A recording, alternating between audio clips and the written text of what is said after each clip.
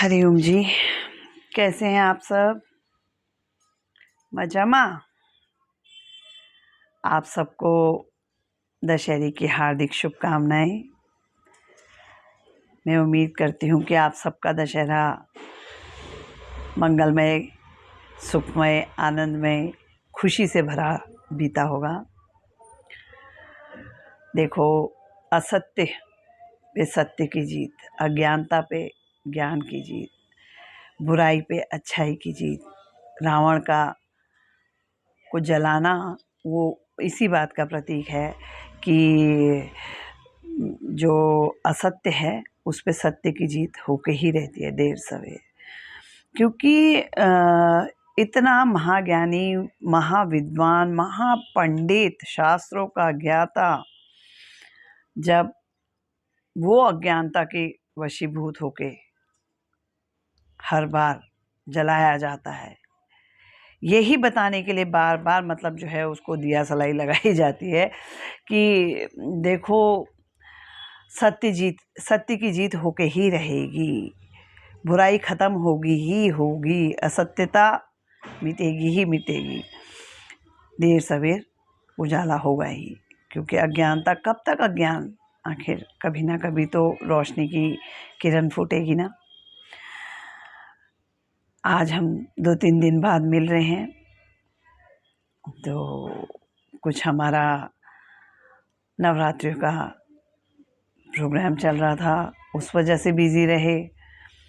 कुछ मेरी बिटिया के दुकान का मुहूर्त था, तो मैं नोएडा गई हुई थी।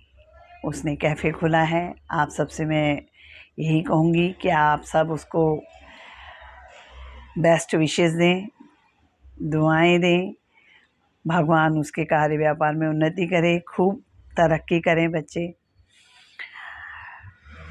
कल हम जब वापस आ रहे थे तो रास्ते में एक बड़ा भारी एक्सीडेंट हुआ था। वो एक्सीडेंट देख करके थोड़ी देर को तो दिल दहल गया कि ये क्या। वो 5 मिनट की जल्दी और देर के पीछे इंसान ये भूल जाता है कि घर में मेरे पीछे बैठे हुए कोई हमारा इंतजार कर रहा होगा। भगवान जाने वो जो भी था वो सुरक्षित रहा या नहीं रहा। हमने तो प्रार्थना ही की, दुआएं दी कि भगवान उसकी रक्षा करे।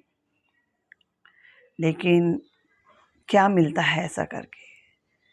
अगर आप थोड़ा देर से चले गए, थोड़ी देर भली है ना, आप जीवित तो हैं।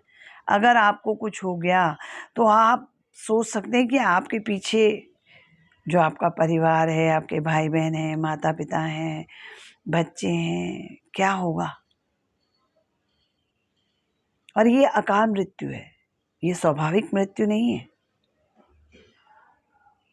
इसको आप खुद आमंत्रण देते हैं, कहीं कहीं से निकालेंगे गाड़ी को, जल्दी जल्दी जल्दी जल्दी। मतलब जीवन इतना बहुमूल्य है, उसको इतना सस्ता क्यों बना दिया? क्यों नहीं समझते लोग इस बात को? मैं आज तक नहीं समझ पाई। खैर चलो, देखो हमारी संस्कृति कितनी पुरातन है। युगों युगों से विद्यार्थन के लिए, मतलब पढ़ाई के लिए गुरुकुल की व्यवस्था थी। पहले बच्चे जब 4-5 साल के होते थे तो उनको गुरुकुल भेज दिया जाता था।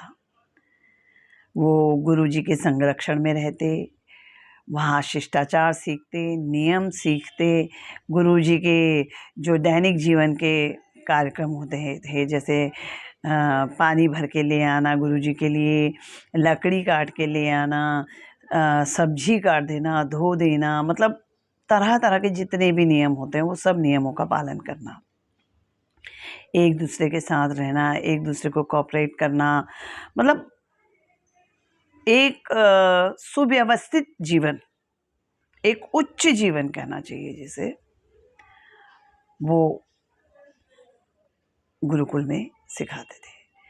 धीरे धीरे हमारी ये पद्धति पता नहीं कहाँ लुप्त हो गई।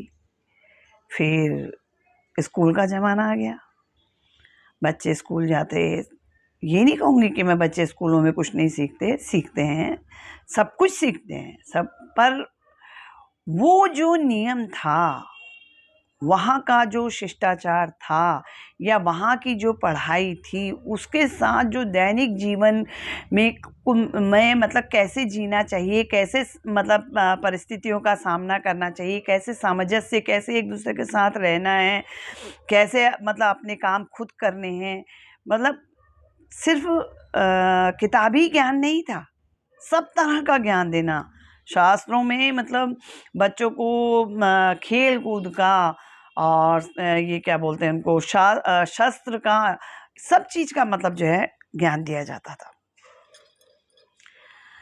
लेकिन धीरे धीरे ये पद्धति का पता नहीं कहाँ गई। अब एक दिन मैंने फेसबुक खोला, फेसबुक पे मैंने देखा तो मैं बड़ी हैरान रह गई, पता नहीं कौन सी जगह का था वो, मुझे मालूम नहीं है वो जगह, लेकिन वहाँ मैंने देखा कि बच्चे जो हैं गुरुजी आए हैं तो गुरुजी को दंडवत प्रणाम कर रहे हैं।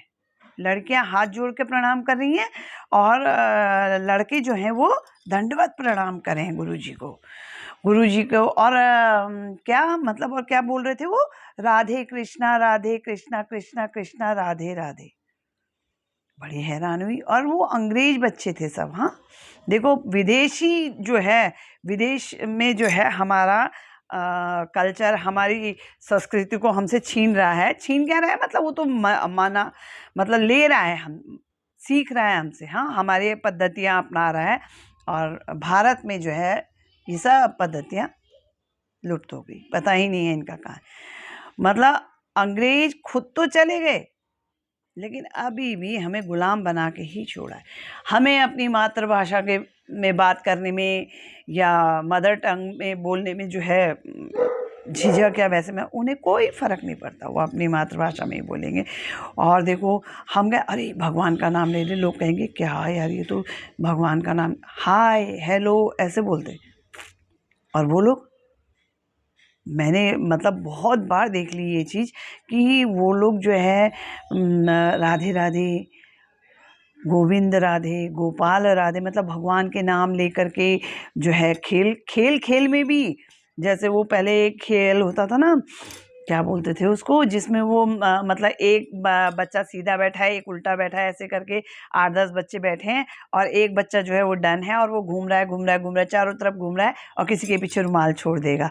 तो वो उसको भी राधे राधे करके खेल रहे थे, बताओ। गोविंद राधे, गोपाल राधे, जैसे ही वो चुपा उसने रुमाल उसके पीछे फेंक दिया, और उसको पता चल गया तो वो फिर दौड़ेगा उसको पकड़ने के लिए। मतलब देखो, वो गेम भी खेल रहे हैं और साथ में भगवान का भी नाम जप रहे हैं। कुछ तो मिल रहा होगा, कुछ तो कारण होगा। क्या कारण होगा, पता करो तो जरा आप।